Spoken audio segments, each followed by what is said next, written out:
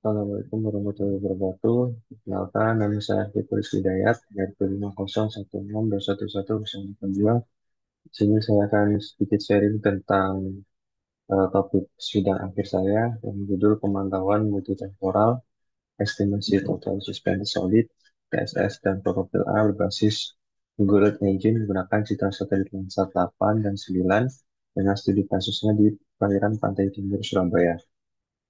Dan untuk tempat di sini sebagai dosen pembimbing saya ada Prof. Fadil Muhammad Jailani, STMSG PhD.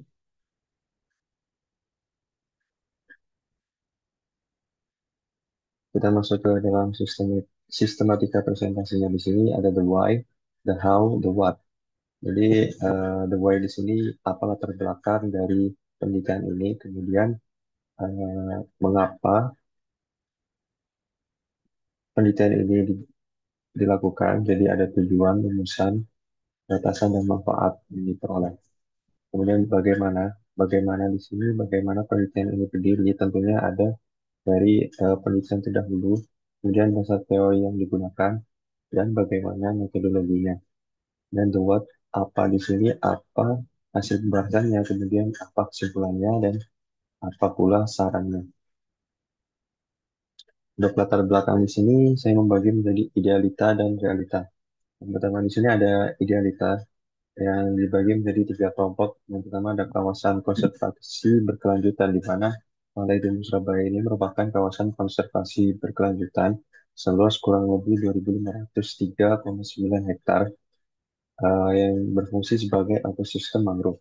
Namun pada realitanya di sini terjadi pencemaran multisumber, di mana tercemar berat oleh limbah rumah tangga, industri, domestik, dan tambak akibat meluasnya pemukiman. Kemudian idealita yang kedua di sini ada produktivitas perikanan yang tinggi. Jadi kualitas air laut di sini mendukung kehidupan biota laut dan produktivitas perikanan yang tinggi untuk kesejahteraan nelayan lokal. Namun pada realitanya di sini terjadi penurunan produktivitas, terutama pada parameter kualitas air di sini ya ada TSS, klorofil A, DO, nitrat, dan amonia yang menunjukkan penurunan yang mengkhawatirkan. Kemudian poin ketiga di sini ada idealita sekarang yaitu pemantauan konvensional dengan menggunakan sistem pemantauan kualitas air berbasis teknologi penginderaan jauh yang konvensional dan masih belum multitemporal, multitemporal dan masih menggunakan data sampel lapangan yang memerlukan biaya yang cukup tinggi untuk melakukannya. Maka dari itu saya merealitanya di sini menggunakan temporal monitoring atau pemantauan temporal dengan metode GeoAI menggunakan bahasa pemrograman JavaScript yang diintegrasikan pada Google Earth Engine. Yang di sini ada dokumentasi pribadi yang memperlihatkan bagaimana daerah Pantai Timur Surabaya itu merupakan daerah kawasan mangrove. Kemudian di sini ada rumusan masalah dan tujuan. Yang pertama ada rumusan masalah, jadi bagaimana tren rata-rata per bulan nilai estimasi TSS dan profil A pada periode tahun 2020 hingga 2024, dan bagaimana pola sebaran estimasi TSS dan profil A berdasarkan nilai median, min, dan max selama periode 2020 hingga 2024, dan bagaimana korelasi estimasi TSS dan profil A dari citra Landsat 8 terhadap satu data sampel in situ pada tanggal 11 Juni 2025 sesuai koordinat titik sampel di area geometri Pantai Timur Surabaya. Maka dari situ, di sini tujuannya akan menjawab dari rumusan masalah, yaitu mengetahui tren rata bulanan dari nilai estimasi TSS dan profil A pada periode tahun 2020 hingga 2024. Kemudian menganalisis pola sebaran estimasi TSS profil A berdasarkan nilai median, min, max selama periode 2020 hingga 2024 dan mengevaluasi korelasi antara estimasi TSS dan profil A dari citra Landsat 8 terhadap satu data sampel in situ pada tanggal 11 Juni 2025 berdasarkan koordinat titik pengambilan sampel di area geometri Pantai Timur Surabaya. Dan ada batasan masalahnya di sini. Pastinya ada wilayah penelitian di sini dibatasi dengan geometri area of interest perairan di Pantai Timur Surabaya, Kota Surabaya, Provinsi Jawa Timur.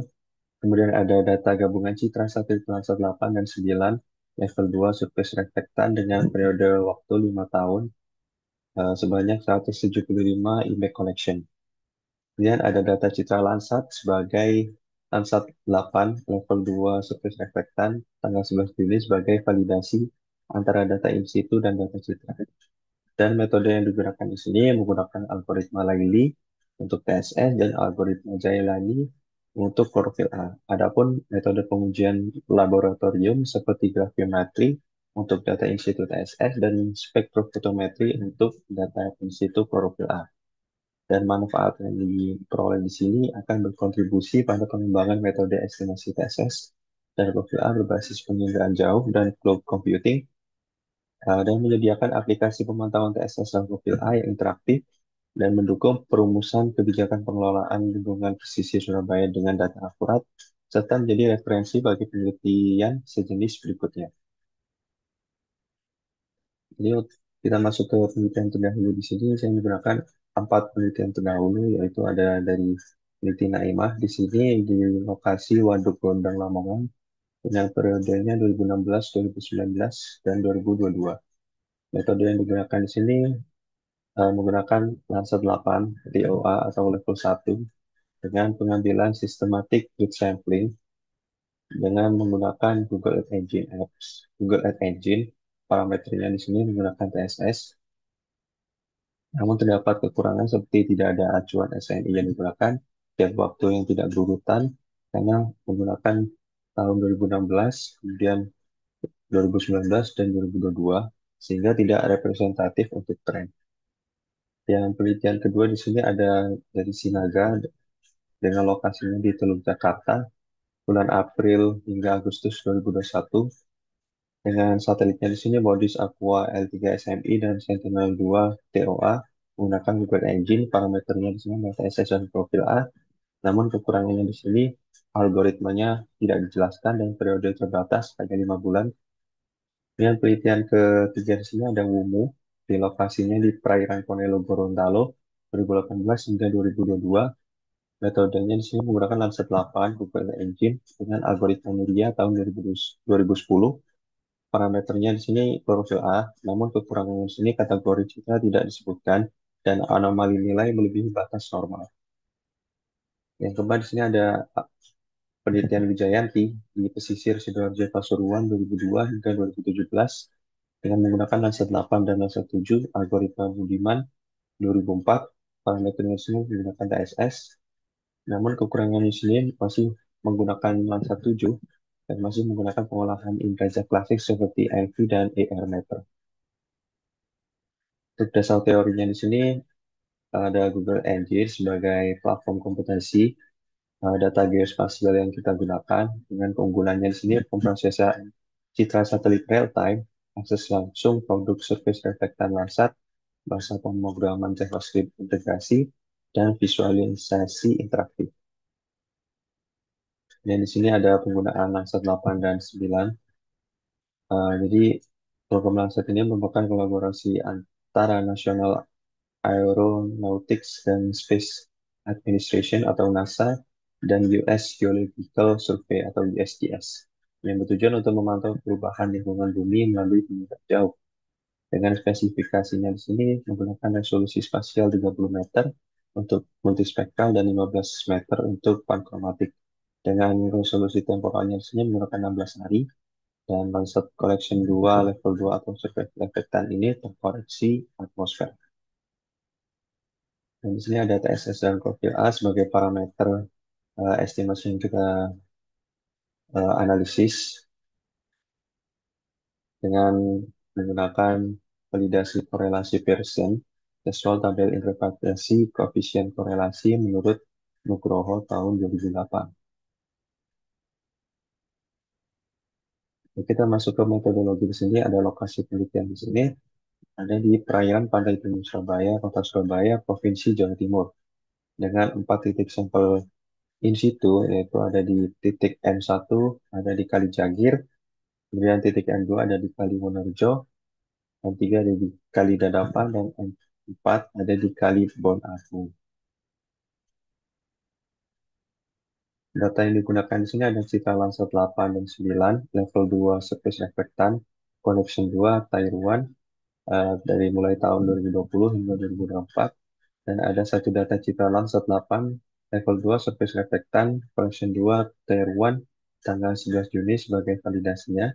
Kemudian ada vektor batas administrasi RFBI Indonesia skala 1:25.000 karena kita menggunakan kota Surabaya, dan ada vektor peta lingkungan pantai Indonesia dengan skala 1:50 dengan lembar petanya bernama Kuanyar, dan datanya di sini data sampel in situ 1.200 mili sebagai validasi uji lab TSS dan PPA.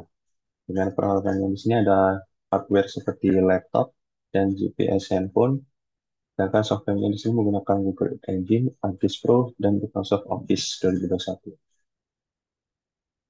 Dengan tahap penelitiannya di sini, pertama kita melakukan identifikasi masalah dengan menentukan fokus utama penelitian, yaitu tren dan sebaran spasial, TSS, dan profil A.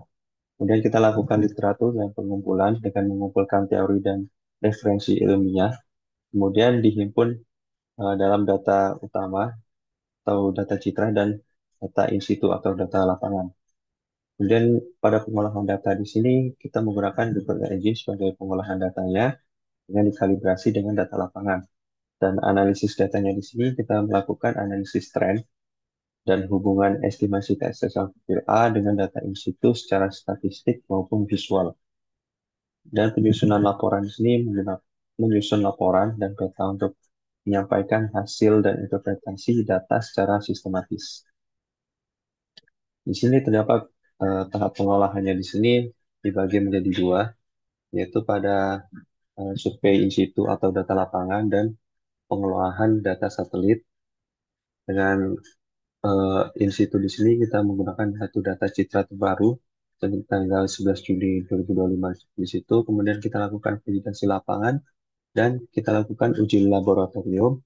Sedangkan pada pengolahan Google Engine di sini kita lakukan pertama-tama kita menentukan geometri area of interest-nya, dan kita memilih rentang waktu 2020 hingga 2024, dan kita lakukan masking awan dan input semua band surface reflectance, kita lakukan kuantifikasi surface reflectance, kemudian kita konversi surface reflectance menjadi remote sensing reflectance atau RMS, lalu kita gabungkan Landsat citra Landsat 8 dan 9, maka kita akan melakukan perhitungan algoritma TSS maupun profil A dan akan menghasilkan visualisasi maupun tren dari TSS ini. Kita lakukan ekstrak poin terhadap titik sampel dan kita lakukan uji korelasi, maka kita akan mendapatkan hasil uji korelasi yang diperoleh. Jadi di sini untuk perhitungan algoritmanya kita menggunakan algoritma Laili 2015 seperti yang tercantum. Sedangkan untuk klorofil A di sini kita menggunakan algoritma Jailani 2015 seperti yang telah tercantum. Baik, kita masuk ke hasil pembahasan di sini. Terjadi perubahan estimasi TSS di titik in situ 2020 hingga 2024. Dengan di sini untuk estimasi tertinggi kita dapatkan di titik M1 di Muara Kali Jagir tahun 2021 mencapai 22,948 miligram per liter. Sedangkan untuk perubahan estimasi profil A di sini cukup heterogen.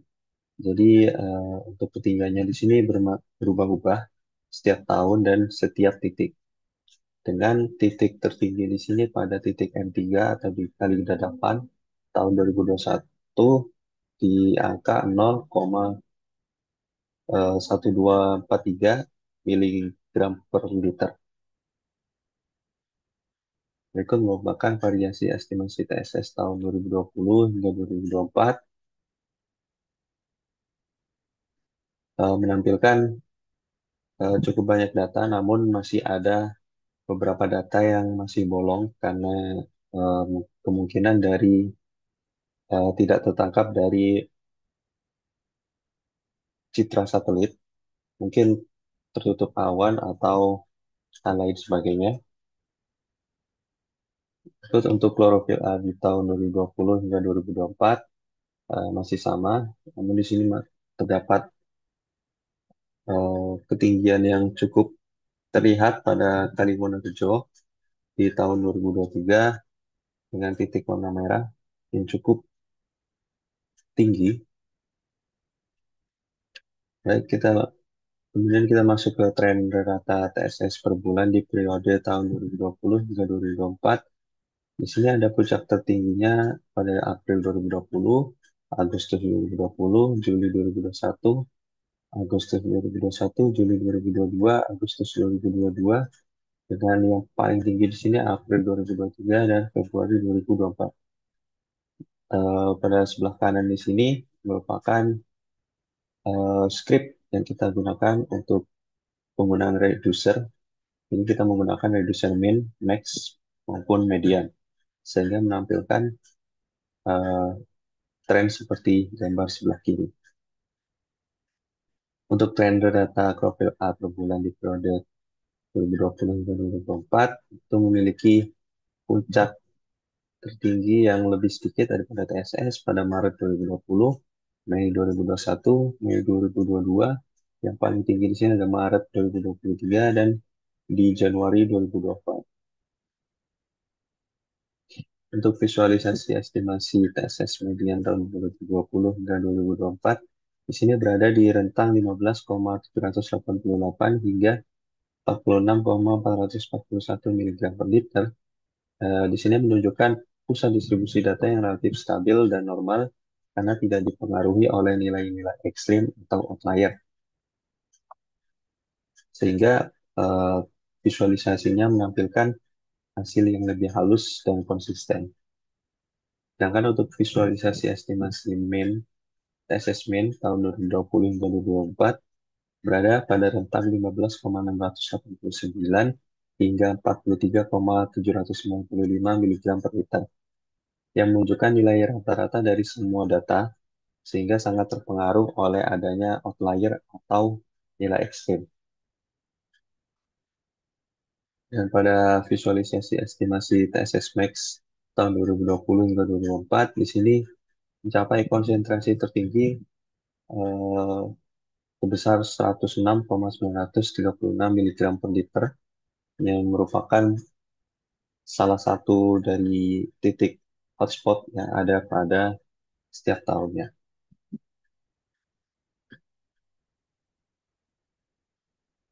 Kemudian kita masuk ke visualisasi estimasi profil A median tahun 2020 dengan median tertinggi di sini sebesar 0,855 mg per liter, dan visualisasi estimasi profil A min tahun 2020 hingga 2024 masih sama seperti nilai nilai median, yaitu 0,855, yang memperlihatkan kisaran yang hampir setara dengan median, yang mengisyaratkan bahwa distribusi data relatif simetris namun tidak dipengaruhi oleh nilai ekstrim. Sedangkan untuk visualisasi klorofil AMAX tahun 2020 hingga 2024, puncaknya di sini mencapai 1 mg per liter.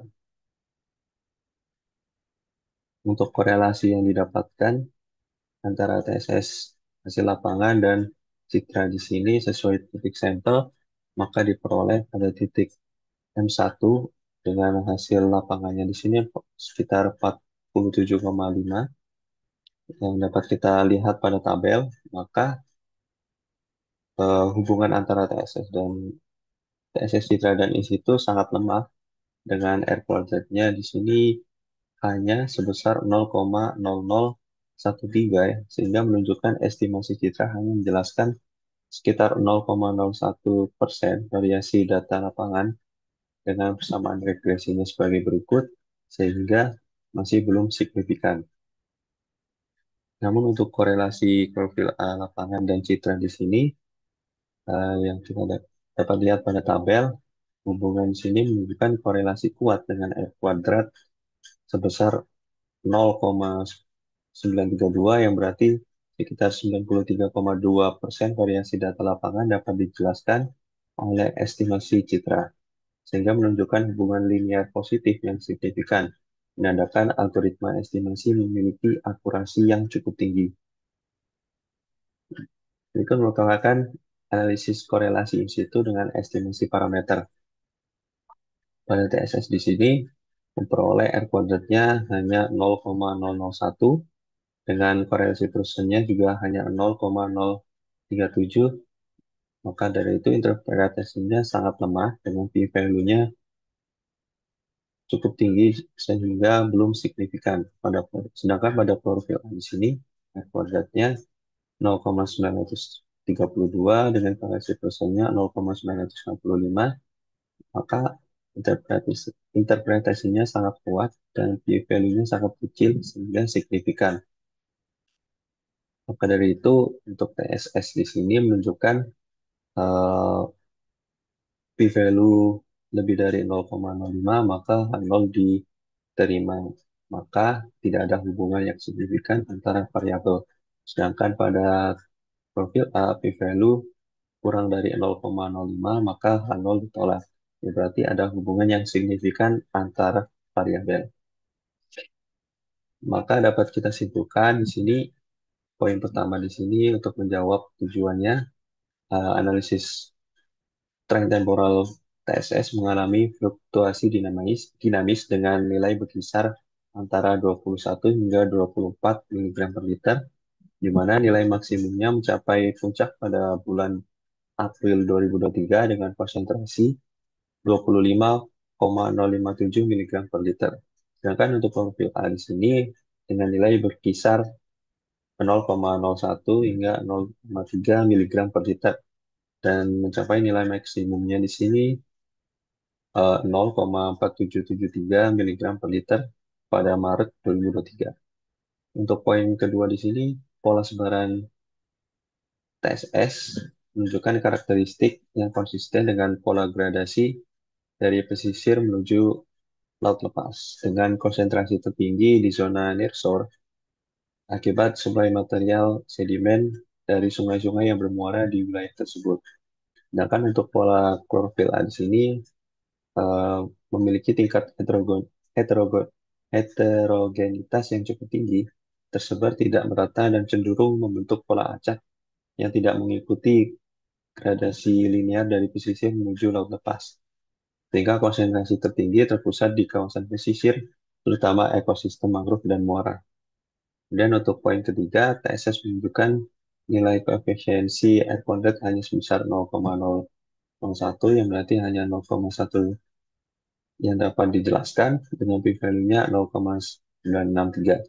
Sedangkan untuk profil A di sini air kuadratnya 0,932 dengan akurasi sekitar 93,2% dan signifikan secara statistik dengan p-value-nya yaitu kurang dari 0,05 yaitu 0,035, sehingga tinggi akurasi profil A ini menunjukkan bahwa algoritma estimasi memiliki potensi yang sangat baik karena profil A menunjukkan korelasi fluktuasi yang lebih selaras antara estimasi citra dengan data in situ. Sedangkan parameter TSS memperlihatkan pola distribusi yang tidak simetris dan cenderung acak, berbeda dengan profil A yang menunjukkan konsistensi antara estimasi satelit dengan pengukuran lapangan. Sarannya di sini diperlukan pemantauan lanjutan dengan titik yang lebih banyak, kemudian diperlukan integrasi dengan data tambahan seperti data oceanografi, yaitu arus, salinitas, dan pasang surut. Dan kemudian untuk pengembangan aplikasi Google Engine Apps disarankan untuk mempermudah akses data dan pemantauan oleh pemangku kebijakan maupun masyarakat umum. Dan diharapkan pihak berwenang di sini dapat memanfaatkan hasil penelitian ini sebagai dasar perumusan kebijakan pengelolaan lingkungan pesisir dan mitigasi dampak proyek reklamasi. Berikut daftar pustaka yang saya gunakan. Di sini ada koordinat yang saya peroleh dari GPS Essential dengan dokumentasi lapangan di sini. Hasil lab, hasil lab yang diperoleh dari Laboratorium Manajemen Kualitas Lingkungan, Teknik Lingkungan ITS, Untuk akses Google Engine-nya di sini, teman-teman bisa scan barcode di bawah atau klik di link berikut untuk mengakses Google Engine Apps-nya. Sekian sharing dari saya. Terima kasih. Wassalamualaikum warahmatullahi wabarakatuh.